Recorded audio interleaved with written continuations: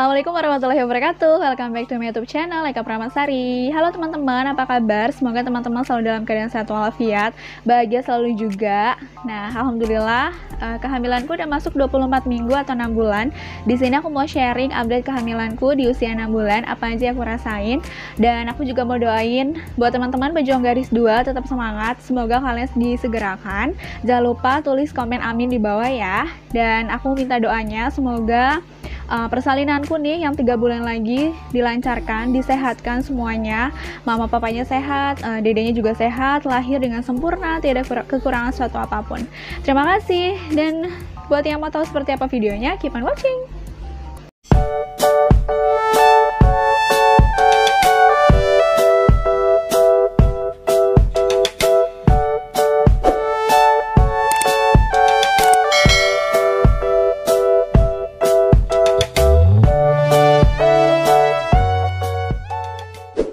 Alhamdulillah kehamilanku udah masuk di usia 6 bulan atau 24 minggu. Mungkin pada saat video ini tayang, kehamilanku udah mau masuk ke akhir trimester kedua atau udah mau masuk ke trimester ketiga. Dan aku banyak banget ngerasain perubahan dari trimester 1 ke trimester kedua, terutama di bulan ke-6 ini. Kalau di bulan 1-3 itu kan aku ngalamin mual muntah yang parah banget. Menurut aku itu parah, tapi masih bisa makan sih. Kalau di usia 6 bulan ini alhamdulillah udah nggak ada lagi yang namanya mual muntah. Makan itu udah enak banget.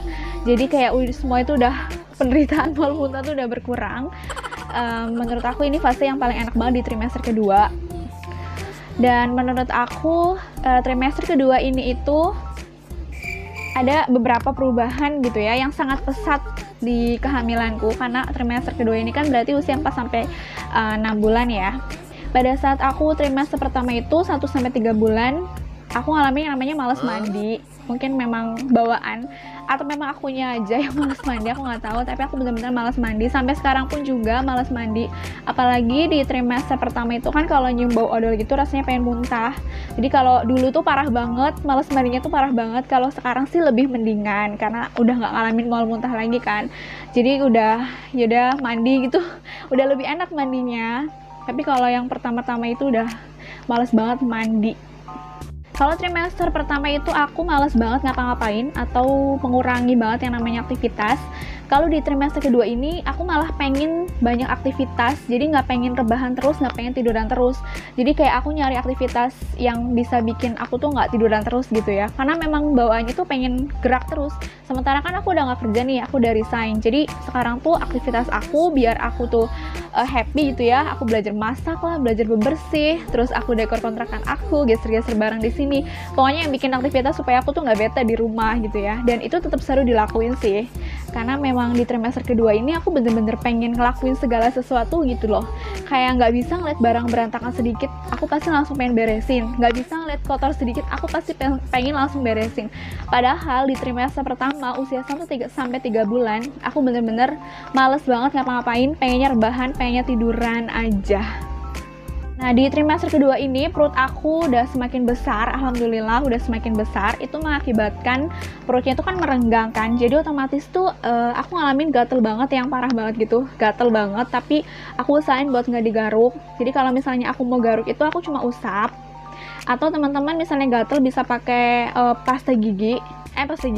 sikat gigi itu kan lembut ya, jadi dia nggak meninggalkan goresan. Kalau pakai kuku dia akan meninggalkan goresan yang nanti bisa merusak kulit teman-teman gitu ya. Dan kalau gatel itu aku pakein si bio oil supaya gatelnya tuh berkurang atau meredakan si gatelnya itu. Dan karena perut yang semakin membesar, otomatis tuh aku ngalamin yang namanya nyeri punggung luar biasa ya, karena apalagi perut aku tuh kayak besar gitu, jadi kayak pinggang itu tambah ketarik gitu loh, jadi tambah sakit. Terus juga aku ngalamin kaki kram itu luar biasa, apalagi kalau malam nih. Jadi kalau malam biasanya kalau kaki aku sakit, kakiku naikin ke tembok.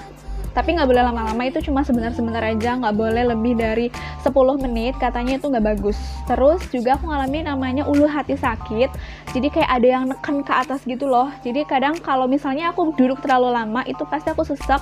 Terus kalau misalnya aku jalan terlalu lama, itu pasti sesek. Jadi ulu hati itu bener-bener kayak sakit banget gitu.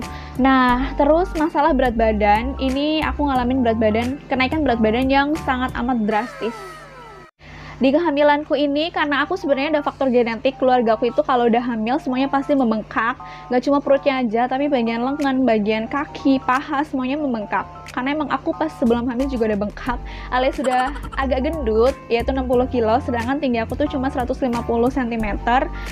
Setelah aku hamil, jadi tambah berkali-kali lipat. Dan ini aku baca dari buku Kia, yang aku punya berat badan kenaikan.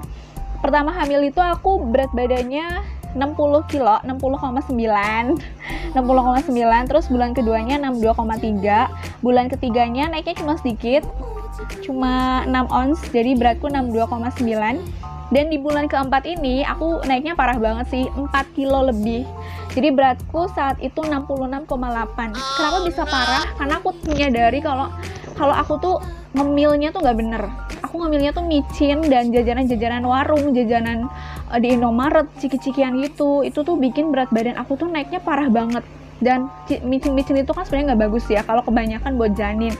Jadi aku kayak saat itu tuh berusaha untuk gimana caranya biar aku tuh bulan berikutnya nggak naik terlalu banyak. Akhirnya aku ganti cemilanku dengan buah-buahan, atau aku bikin sendiri, kayak contohnya bubur kacang hijau atau es kelapa muda gitu ya, tapi nggak pakai gula sih, jadi bener-bener kelapa muda murni. Efeknya ke badan aku adalah ketika berat badan aku naik parah, kakiku bener-bener sakit banget, terutama telapak kaki nih, bagian tumit itu sakit banget buat jalan, kayak nggak bisa jalan. Mungkin karena kan badan aku tuh kayak beradaptasi dengan berat badan yang baru kan, otomatis tuh kayak sakit banget di kaki tuh, sakit banget dan susah banget buat jalannya. Apalagi ada faktor genetik, aku tambah bengkak kan kalau hamil. Jadi aku berusaha buat menjaga pola makan aku lebih sehat, terutama mengganti cemilan dengan buah-buahan, kalau nggak buah sayur, dan juga mengatur pola makan supaya nggak terlalu sering makan gitu ya, tapi udah terpola gitu makanya, supaya ngefek ke badan aku tuh juga nggak terlalu parah gitu, nggak terlalu berat. Guys, mohon maaf kalau tiba-tiba layarnya jadi agak gelap karena lightingku mati. Oke, nggak apa-apa. Oh ya, jadi di trimester kedua ini atau usia 6 bulan ini aku merasakan gerakan janin yang alhamdulillah aktif banget. Jadi kalau di trimester awal 1-3 bulan itu kan gerakannya masih halus gitu yang aku rasain. Aku rasain waktu pertama kali itu usia 16 minggu, itu kayak kedutan aja, kayak dudut-dudut. Kalau sekarang itu lebih kayak ke gerakan, terus lebih terasa gitu. Nah, dia tuh suka gerak-gerak di masa-masa ketika aku misalnya istirahat. Contohnya pagi hari nih, saat aku baru bangun tidur atau aku belum bangun ya, dia suka udah bangun duluan, bangunin aku.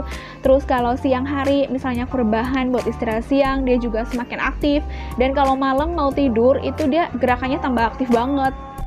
Dan untuk jenis kelaminnya sendiri udah dipastikan insya Allah bayiku tuh cowok, karena udah 3 dokter yang bilang dia cowok. Pada saat usia 16 minggu sebenarnya kita udah bisa mendeteksi jenis kelamin dari bayi kita. Itu tergantung keberuntungan kita pada saat USG, apakah janinnya tuh mau membuka kakinya ataukah menutupnya gitu kan. Jadi pada saat usia 16 minggu itu dokterku udah bilang kalau janin kamu tuh laki-laki ya, udah memprediksi kalau dia tuh laki-laki. Terus USG di usia 18 minggu dokterku juga bilang kalau janin kamu tuh laki-laki. Terus terakhir kemarin usia 24 minggu dokternya fix bilang dia laki-laki, karena pada saat USG tuh kakinya udah ngebuka, jadi si jagungnya itu udah kelihatan. Jadi insya Allah udah fix dia laki-laki.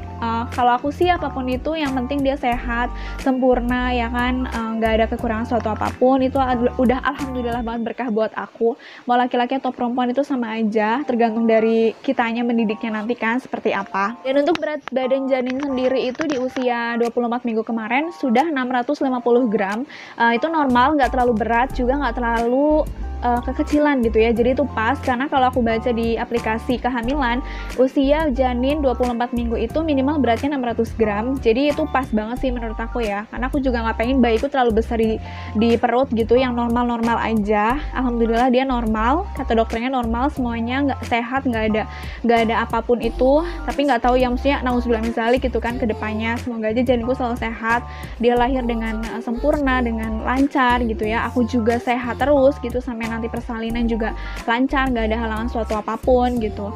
Terus aku belum ngalamin yang namanya stretch mark, alhamdulillah. Semoga aja nggak ada, aku berharap banget buat nggak ada stretch mark.